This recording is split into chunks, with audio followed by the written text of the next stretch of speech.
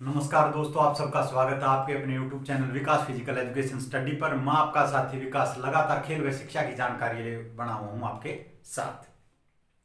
तो दोस्तों, एक भाई की रिक्वेस्ट आई थी कि भाई जो ट्रेनिंग मेथड हैं, प्रशिक्षण की विधियां हैं, उन पर आप वीडियो बनाइए। तो दोस्तों, आज मैं उन्हीं पर आपको पढ़ाऊंगा। एक अखबार हूं औकात ही क्या है मेरी, एक अखबार हूं औकात ही क्या है मेरी, पर शहर में आग लगाने के लिए काफी हूं। चलिए दोस्तों, आज शुरू करते हैं आज का टॉपिक, प्रशिक्षण की विधियां। हम कोई भी प्रशिक्षण आरंभ करते हैं उससे पहले क्या करते हैं भाई, वार्म अप, गरमाना। गरमाना क्या होता है? गरमाना प्रतियोगिता से पूर्व, प्रतियोगिता से पूर्व हल्के व्यायामों, जॉगिंग व अन्य साधनों से शरीर को प्रतियोगिता के लिए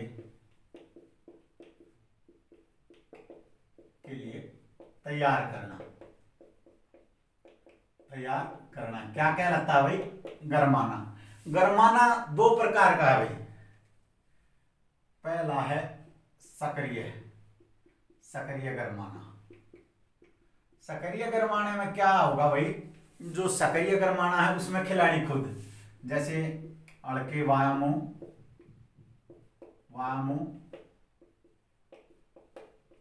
स्ट्रेचिंग,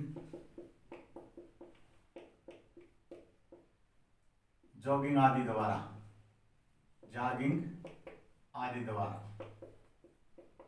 ये कैसा हो गया भाई? सक्रिय गरमाना। इसके अलावा जो गरमाने का दूसरा प्रकार है निष्क्रिय गरमाना। निष्क्रिय गरमाना है जो, वो क्या है भाई, जैसे विभिन्न प्रकार की दवाइयों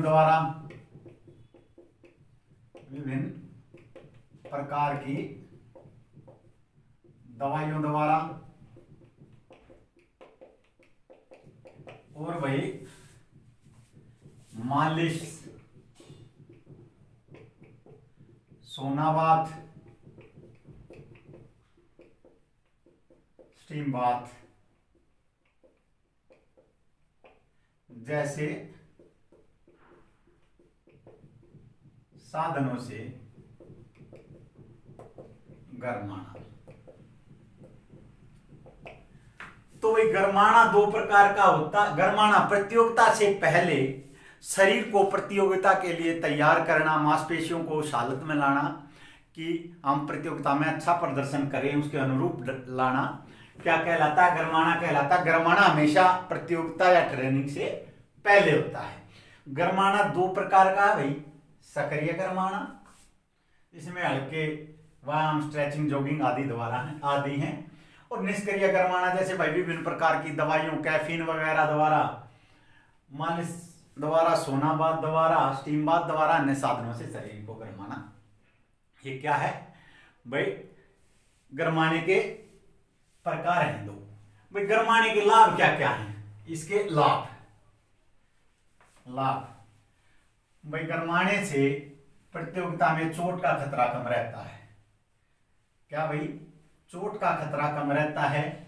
मांसपेशियों की लंबाई बढ़ जाती है और उसके प्रतियोगिता के अनुरूप हो जाती है। लाभ भाई, पहला है चोट का खतरा कम हो जाता है। मांसपेशियां खेल के अनुरूप हो जाती हैं।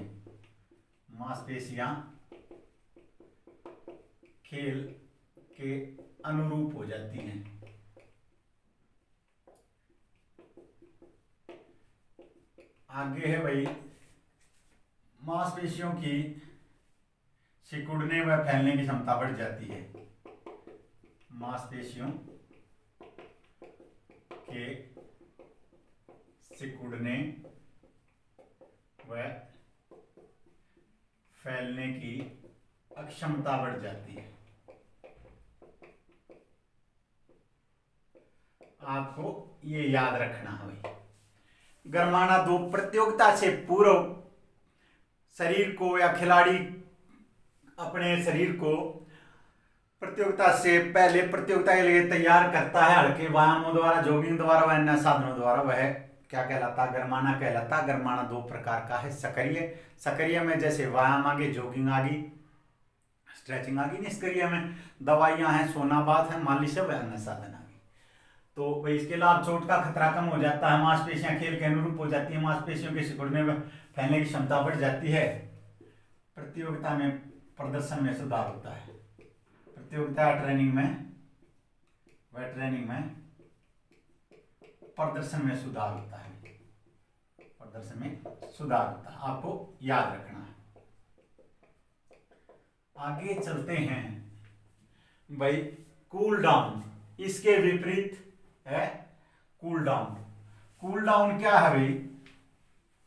जैसे खिलाड़ी प्रतियोगिता से पहले हल्के व्यायामों द्वारा शरीर को प्रतियोगिता के अनुरूप करता है, उसी प्रकार कूल डाउन में भाई क्या है? कूल डाउन में प्रतियोगिता के बाद हल्के व्यायामों द्वारा शरीर को पहली अवस्था में लाना ही क्या कहलाता है? कूल डाउन कहलाता है। आपको याद रखना है, हमेशा गरमाना इससे प्रतियोगिता से पहले होता है और भाई कूल डाउन प्रतियोगिता के बाद होता है। डेविस ने बताया गरमाने के बारे में कि भाई गरमाने के क्या क्या लाभ मैंने आपको बता दिए हैं। आगे चलते हैं दोस्तों। आगे है भाई कूल डाउन, कूलिंग डाउन या कूल डाउन कह लो। कूलिंग डाउन प्रतियोगिता या ट्रेनिंग के पश्चात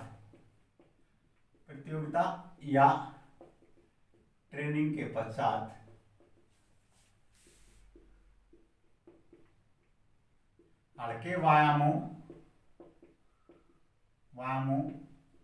व स्ट्रेचिंग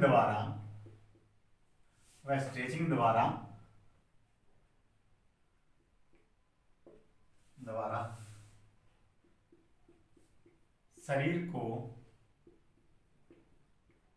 ट्रेनिंग या प्रतियोगिता से पहले की अवस्था में लाना। ट्रेनिंग से पहले की अवस्था में लाना। लाभ क्या क्या है भाई इसके?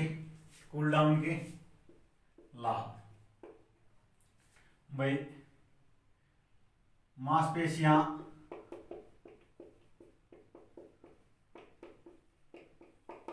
दोबारा अपनी स्थिति में आ जाती हैं। दोबारा अपनी स्थिति में आ जाती है।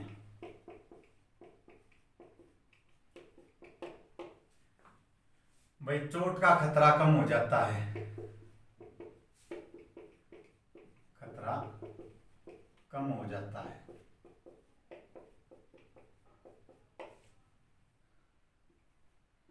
थकान कम हो जाती है। आपको ये याद रखना है।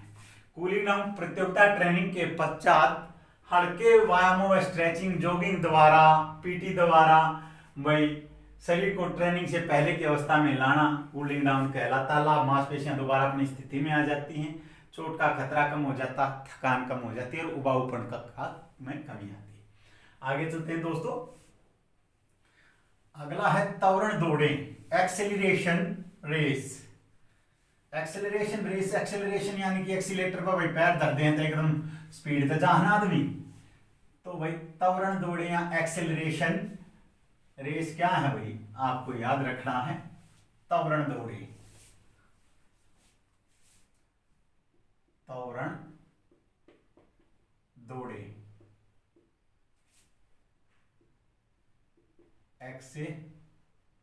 Acceleration run. भाई त्वरण दौड़े क्या हैं? कोई भी खिलाड़ी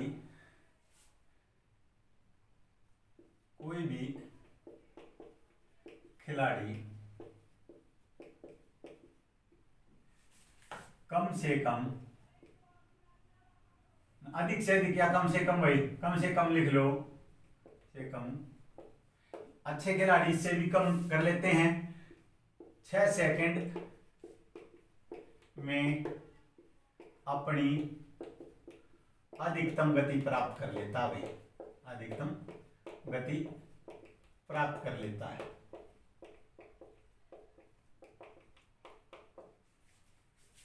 भाई खिलाड़ी कम से कम 6 सेकंड में अधिकतम गति प्राप्त कर लेता है। त्वरण दौड़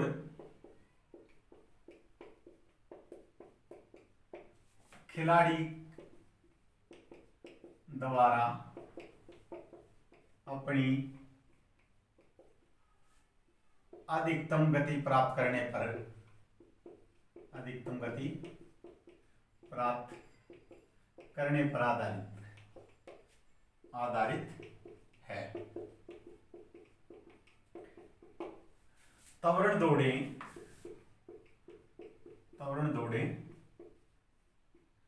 कम से कम 20 से 40 मीटर, 20 से 40 मीटर की, 20 से 40 मीटर की होती हैं।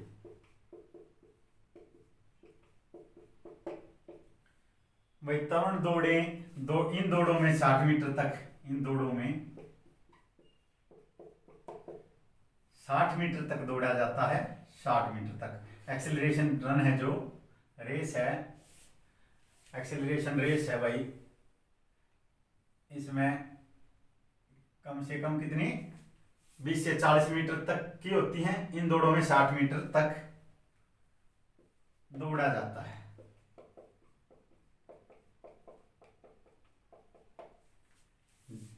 ये दौड़ें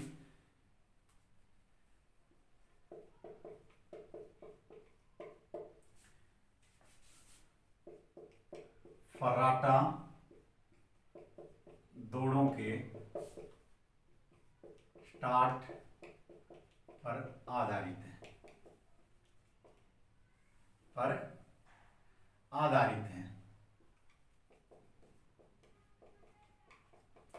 दोबारा बता देता हूं भाई, कोई भी खिलाड़ी कम से कम 6 सेकंड में अपनी अधिकतम गति प्राप्त कर लेता है। त्वरण दौड़े खिलाड़ी द्वारा अपनी अधिकतम गति प्राप्त करने पर आधारित हैं। इनकी कम से कम जो दूरी है 20 से 40 मीटर और अधिकतम 60 मीटर तक होती है। ये दौड़ें फर्राटा दौड़ों के स्टार्ट पर आधारित हैं। इसमें रिकवरी के बाद दूसरा प्रयास किया जाता है,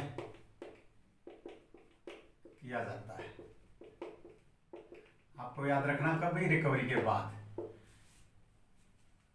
इसकी दोहराई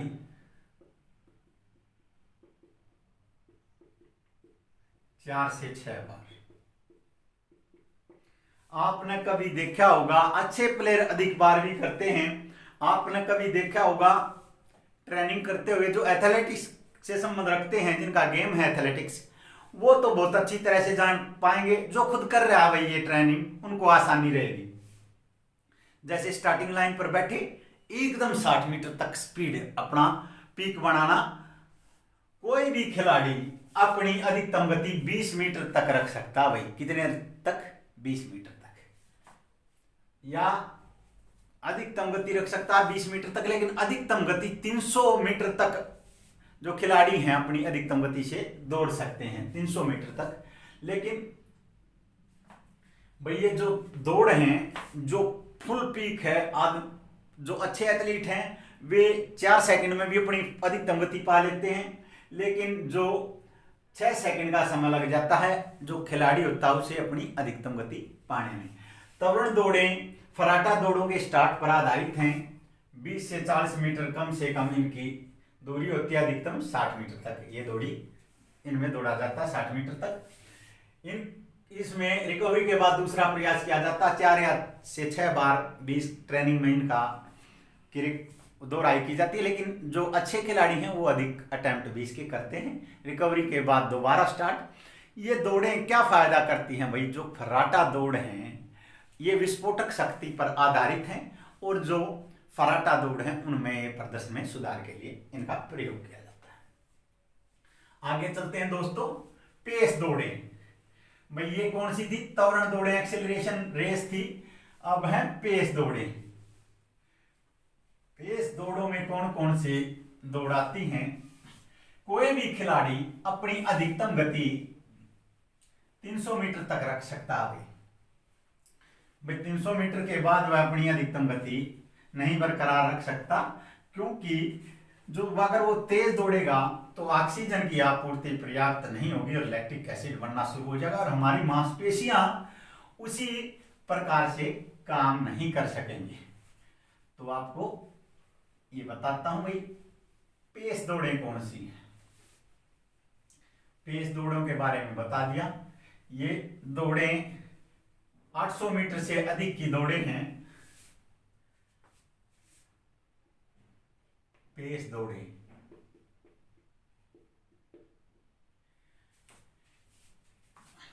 कोई भी खिलाड़ी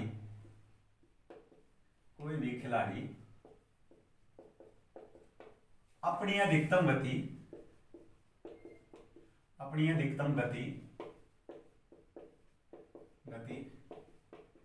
300 मीटर तक रख सकता है। 300 मीटर तक रख सकता है। इससे अधिक की जो दौड़ होंगी भाई उनमें फिर 800 मीटर से, जैसे 400 में तो फर्राटा दौड़ में आ गई,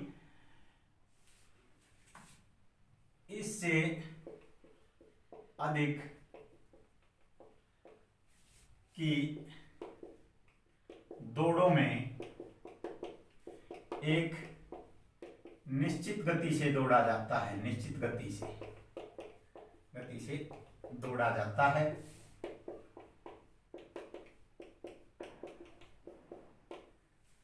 पेस दौड़ें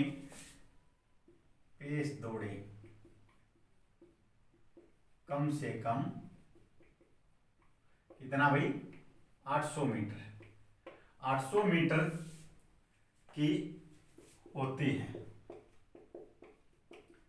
हैं कम से कम 800 मीटर से अधिक। पेस दौड़ों के उदाहरण कौन कौन सी है भाई, 800 मीटर, 1500, 3000, स्टीपल चेज आदि भी। स्टीपल चेज में बाधा में आ गई। ये दौड़े पेस दौड़ हैं। जैसे भी कोई भी खिलाड़ी 1 मिनट 40 सेकंड का समय लेता है 800 मीटर की दौड़ पूरा करने में, तो वो पहला चक्कर अपना 49 सेकंड में लेकर आएगा और इतनी ताकत बचा कर रखेगा कि अगला चक्कर वो 51 सेकंड में ला सके। इन दौड़ों में खिलाड़ी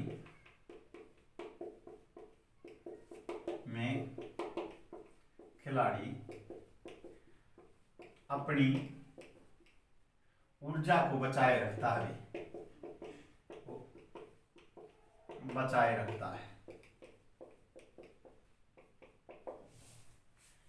आपको बता दिया भाई पेस दौड़े कौन सी हैं। पेस दौड़े वे दौड़े हैं जिनमें एक निश्चित गति से दौड़ा जाता है। कोई भी खिलाड़ी अपनी अधिकतम गति 300 मीटर तक बनाए रख सकता है। इससे अधिक की दौड़ों में उसे अपनी ऊर्जा बचानी पड़ती है, यानी कि 400 मीटर तक फर्राटा में आ गई और उससे अगली रेस 800 मीटर। पेस दौड़े कम से कम 800 मीटर की होती हैं और इससे ऊपर होती हैं। 1500 है भाई, 800 है, 3000 है, 5000 है। इसमें सब क्या है, अपनी ऊर्जा को खिलाड़ी बचा कर रखेगा, एक ऐसा पेस रखेगा उसका टाइम भी ठीक हो और उसकी एनर्जी भी बची रहे। तो पेस दौड़े आपको पता चल गया, एक निश्चित गति से दौड़ी जाने वाली जो दौड़े हैं उन्हें पेस दौड़े कहा जाता है। पेस दौड़े कम से कम 800 मीटर की होती हैं। यस, इससे ऊपर की दौड़े क्या है, पेस दौड़े में आती है। आगे चलते हैं भाई, ये भी ट्रेनिंग मेथड ही है। भाई विंड स्प्रिंट। विंड स्प्रिंट क्या है भाई, इसमें क्या किया जाता है? विंड स्प्रिंट में हवा के झोंकों की भांति दौड़ा जाता है। विंड स्प्रिंट, विंड स्प्रिंट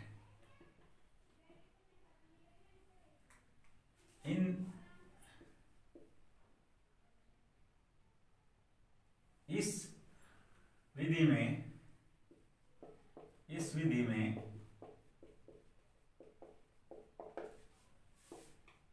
हवा के झोंकों की भांति दौड़ा जाता है।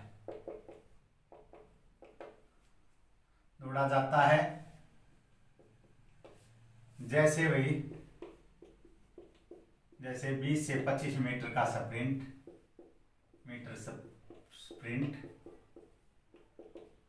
उसके बाद रिकवरी, जॉगिंग में, फिर दोबारा स्प्रिंट।